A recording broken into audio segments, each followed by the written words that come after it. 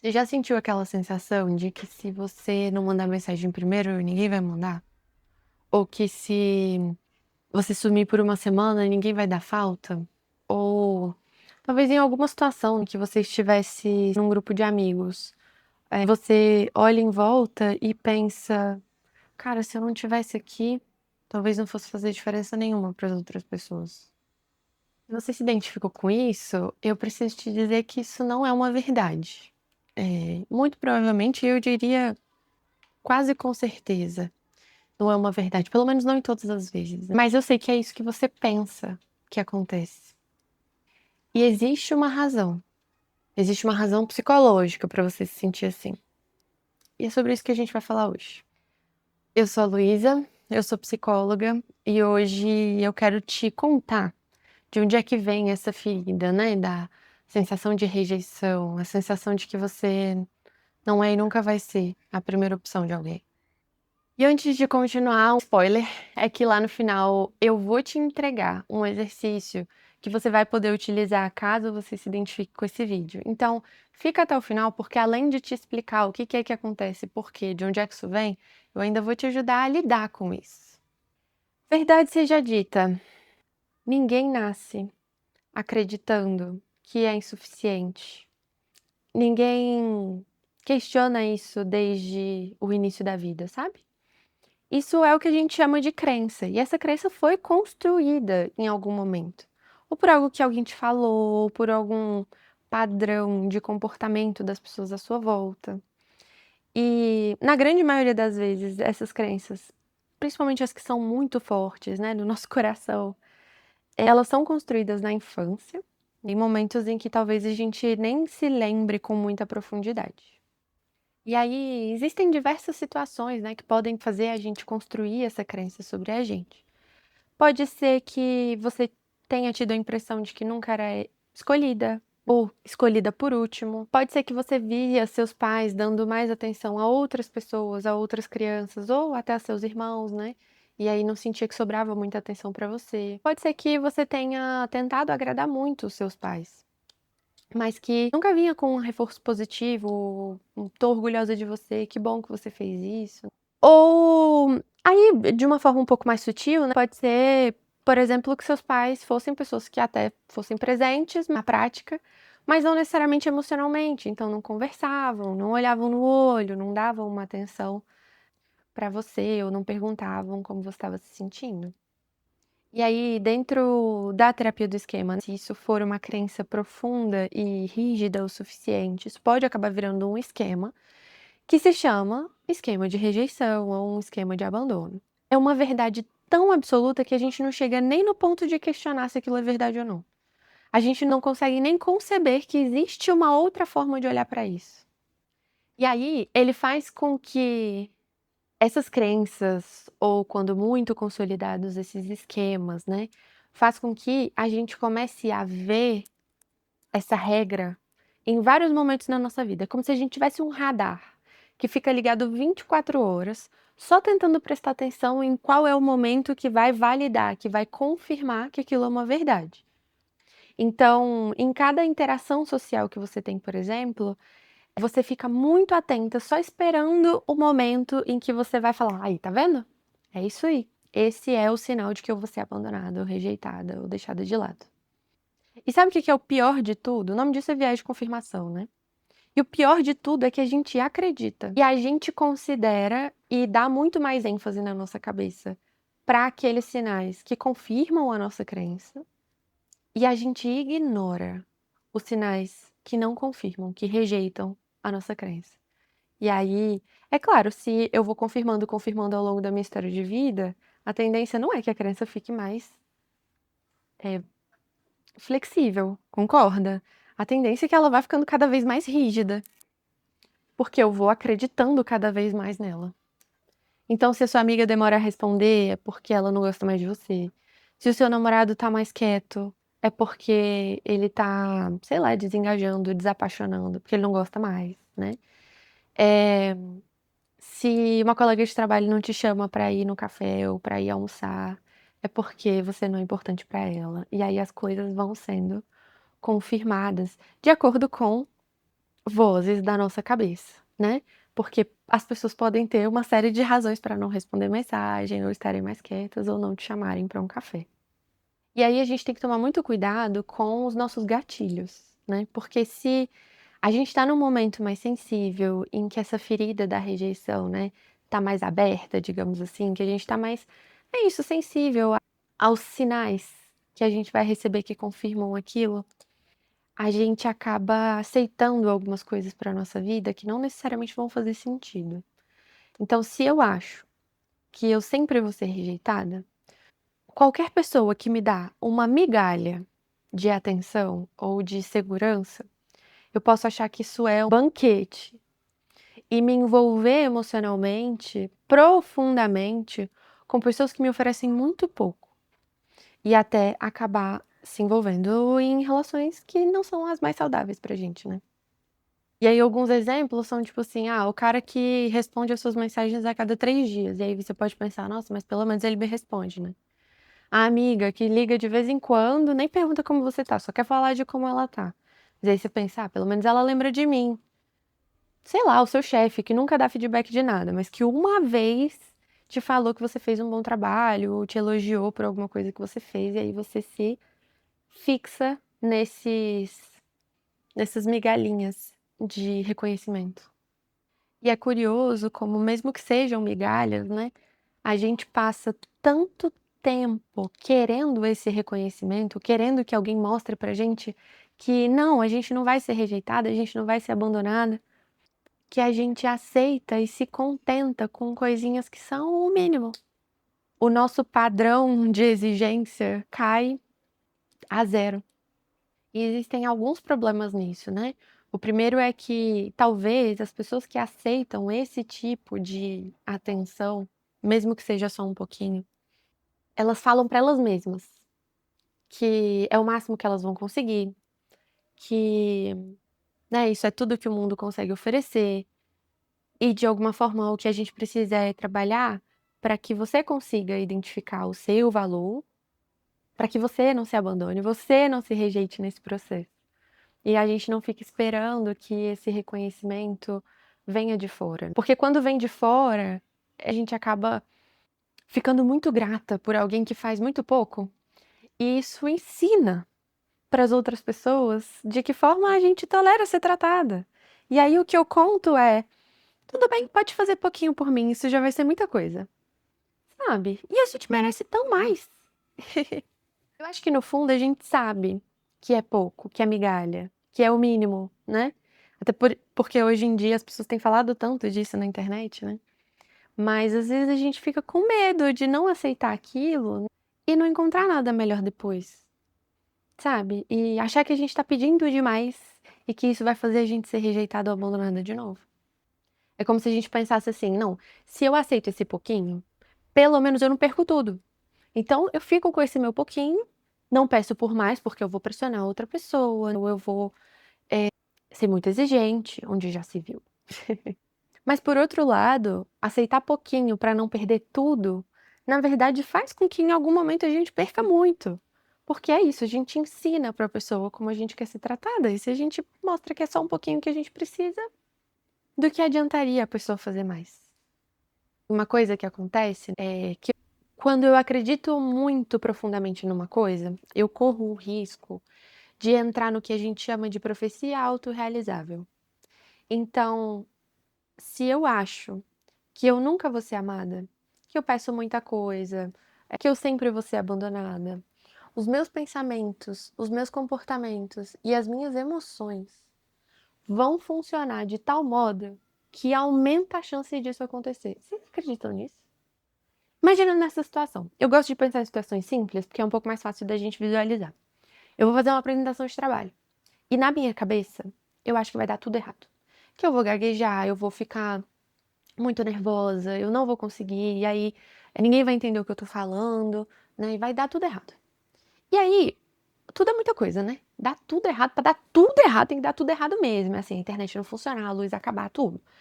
Mas não que realmente vá dar tudo errado. Mas concorda que, se eu parto do pressuposto de que vai dar tudo errado, eu já me preparo para aquilo. Então pode ser que isso, inclusive, me deixe mais ansiosa. E mais ansiosa, eu vou ter mais dificuldades de, por exemplo, manter a calma para fazer uma boa apresentação no trabalho. Pode ser que eu me embanane, que eu me esqueça, que eu me perca, quem sabe que eu gagueje. Então, acreditar tão profundamente numa coisa acaba aumentando a probabilidade daquela coisa acontecer. E aí, reforça, confirma a ideia de que, aí, tá vendo? Eu sempre vou ser abandonada. Nas relações, como é que isso acontece? Se eu sei que eu vou ser abandonada, rejeitada, né? Pode ser que eu comece a me anular. Pode ser que eu comece a tolerar qualquer coisa, né? A passar por cima de qualquer coisa, a aceitar essas migalhas, né? E isso pode acabar fazendo com que, por exemplo, ou a pessoa pare de te admirar, as pessoas parem de te admirar porque você, sei lá, não tem personalidade, ou elas simplesmente parem de te respeitar. E aí a relação vai se tornando cada vez mais difícil, caminhando, quem sabe, para um fim. E isso não é por maldade, né? As pessoas não fazem isso porque elas são perversas. O funcionamento da crença que é meio perverso, né? Mas as pessoas fazem isso porque se elas se esforçam muito ou se esforçam pouco, você ainda vai estar ali. Se elas te tratam bem ou te tratam mal, você ainda tá ali. Elas entendem que elas não precisam fazer grandes esforços para isso. E aí, sei lá por qual motivo, caso elas se afastem, isso reforça a sua crença de que, aí, tá vendo? Eu sabia que elas iam embora. Todo mundo vai embora em algum momento. E olha, eu vou te contar que tem muita gente que pensa desse jeito, tá? Eu não sei por que eu vou, exemplo, que eu vou confiar os meus segredos ou os meus sentimentos a essa pessoa, porque eventualmente ela vai embora. Eventualmente essa relação vai terminar, eventualmente eu estou fadada a ficar sozinha.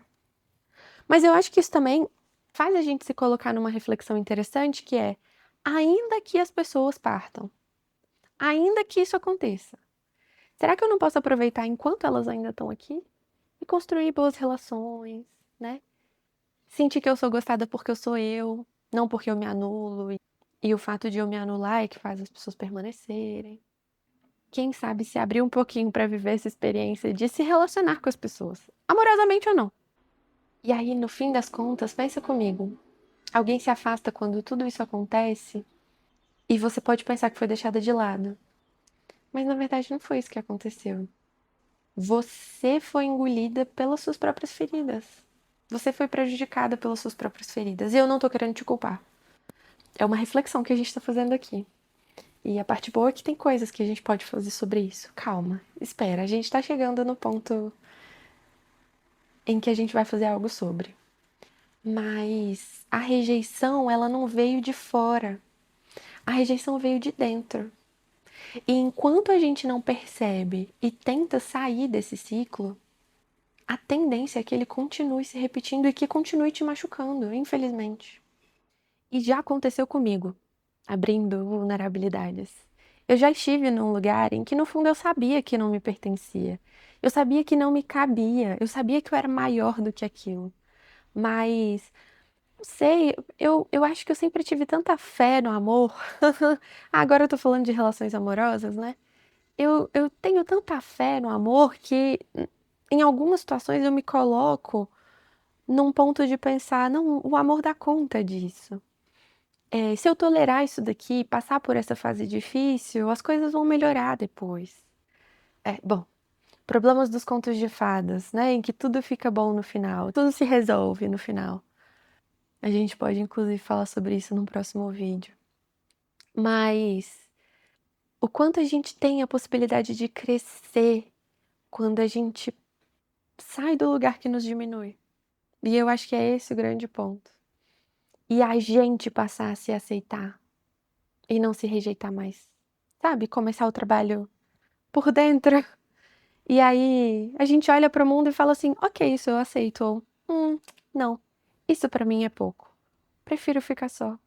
E saber que ficar só não é algo que vai ferir a gente. E é isso que eu queria para você.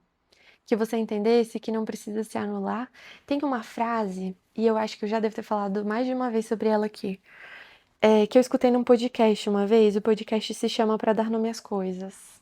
Ela fala que o amor é uma casa grande onde a gente cabe por inteiro, sem precisar se esticar e sem precisar se espremer. Eu queria muito que você pudesse viver esse amor, que você pode ser do tamanho que você quiser, não para corresponder às expectativas de alguém, mas só porque faz sentido para você, e que alguém possa te aceitar com as suas falhas, com as suas qualidades, e que você ali se sinta amada, apesar de qualquer coisa. Passar pelo processo de cura não é instantâneo, infelizmente. Não é uma solução milagrosa, uma receita de bolo. Não é bem assim que a gente cuida das nossas feridas emocionais. Mas eu queria que você se abrisse agora para pensar sobre isso, para entender o que aconteceu ao longo da sua história que te trouxe até aqui, que te fez acreditar que você não era boa o suficiente, que você não merecia amor ou que você seria abandonada. Então, quando acontecer alguma situação que te ative esse radar, que você fale, aí, tá vendo? É claro que isso ia acontecer, né? Se pergunta, será que isso é verdade? Existe alguma outra explicação para isso? Minha amiga não me respondeu. Significa que mais uma vez eu estou sendo rejeitada ou pode haver outra explicação? Segunda coisa, repete comigo. Isso é pouco para mim. Repete. Isso é pouco para mim. De novo. Isso é pouco para mim. Entenda que alguém estar disposto a te entregar algo não quer dizer que você precise aceitar quando esse algo é pouca coisa. Aprende que limite é importante e que a gente precisa deles muito bem estabelecidos, inclusive, para a gente conseguir alicerçar, ancorar a nossa autoestima. E para de se punir porque você tá sozinha ou porque você tá solteira. Você não é fracassada porque você tá sozinha. Gente, que maluquice, né? Que enfiaram na nossa cabeça. De que se a gente tá sozinha, então é porque tem algum problema com a gente. Os Red Pills lá falando que... Eu tô um pouco alterada. Os Red Pills falando que se a mulher tem mais de 30 anos ou se tem filho, perdeu o valor sexual de mercado. Gente, por favor, né? A gente estar sozinha em X momento da vida só quer dizer que ninguém ainda alcançou os nossos padrões. Ou que a gente ainda não conseguiu alcançar o ponto em que a gente está pronta para uma relação, porque isso também pode acontecer. Mas não quer dizer que tem alguma coisa de errado na gente. Só que talvez a gente precise continuar se desenvolvendo, focando na carreira, focando nas nossas amizades, viajando, construindo o nosso patrimônio, sei lá, fazendo qualquer outra coisa. Relacionamento não tem que ser o centro da nossa vida. Então, o ponto não é você encontrar alguém que te escolha, né? O que te escolha primeiro, o que te ofereça o mundo. O ponto é você saber que é isso que você merece e que enquanto não chega alguém que possa te oferecer isso, que você possa se oferecer isso, que você se escolha. E o exercício que eu prometi que eu ia trazer é forte. Pode ser que isso te mobilize. Eu espero que você esteja em terapia ou que você tenha uma rede de apoio importante para te ancorar caso seja necessário, tá? Mas entenda que fazer esse exercício pode ser forte. Mas se cuida, tá? Eu queria que você fechasse os olhos e que você tentasse lembrar da criança que você foi. Do jeito que você conseguir, com a idade que você conseguir, que roupa que ela tá vestindo. Ela tá sentada, ela tá em pé, ela tá quieta, tá brincando. Como é que ela tá? Como tá o corpo dela? Se ela estiver sentada, ela tá sentada na cadeira, no sofá, tá sentada no chão? Como que é essa manifestação da existência dessa criança? E aí, com essa criança em mente, eu quero que você primeiro se pergunte o que é que ela precisa. Se você pudesse entrar numa máquina do tempo e encontrar essa criança, o que você faria por ela ou para ela? Daria um braço, daria colo, só ficaria pertinho dela, seguraria na mão dela, falaria algo. E aí, eu queria muito que você tentasse se comunicar com ela. Escreve uma mensagem, uma cartinha. Escreve o que você der conta. Mas conta pra ela que ela não precisa ser perfeita para receber amor, para merecer afeto, que ela é boa do jeito que ela é. Com as palavras que fazem sentido dentro do seu coração, tá? Mas fala pra ela se você sente orgulho dela. Conta pra ela quais foram as coisas que vocês conquistaram até aqui. Diz pra ela o que ela precisa ouvir. Diz pra você o que você precisava ter escutado. Esse exercício funciona porque as nossas crenças muitas vezes são as vozes e as dores das nossas crianças, né? Das crianças que a gente foi. E aí, fazer isso é um passinho na direção da gente cuidar e curar um pouquinho o nosso coração, as nossas feridas. É isso. Talvez te mobilize um pouco, talvez te faça ter só 1% a mais de afeto com você, o que já é muito bom, já é um mega avanço. E se você precisar de ajuda, se você quiser fazer parte do meu grupo terapêutico, eu vou deixar todos os contatos aqui embaixo pra gente continuar se cuidando e se curando. Se esse vídeo fez sentido pra você, deixa um comentário aqui embaixo, eu me escolho, pra eu saber que você assistiu até o final. São duas palavras, mas que eu acho que nesse momento e com essa reflexão que a gente fez hoje faz muito sentido. Eu te agradeço por ter ficado até aqui. Se inscreve no canal, deixa o seu like. Do fundo do meu coração, espero que esse vídeo tenha sido um abraço para você. E você vai ver aqui em volta sugestões de outros vídeos e espero que a gente possa se conectar por lá também. Até a próxima!